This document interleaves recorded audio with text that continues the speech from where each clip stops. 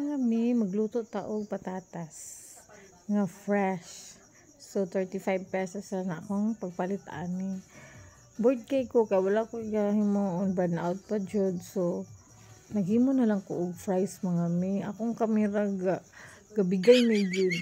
So sagdain na lang na ani kay lubat kay ko ana kay kapit na gid sa 30% na video is light ba ya. So tanawan na diha wala na gid na nagkanimaon akong kamera ana kay kalubaton na gid kistanan siya. Dagko kay istanan akong patatas di mga mi. So lami gid siya i-fries diba. Lingaw-lingaw na gid ani upload kay urag ganahan na pud ko sig upload. Sige man kog luto kay galuto man gid pud mi sa amo but dili kay ko ga-upload kay lagi kapuyan ko og video di ko kabalog gyud promise manang karon nga video na gid ko unsa kong ginahimo kay content creator ba yata so go lang gid ta ani. So ato na nang pritohon diya mga miyo.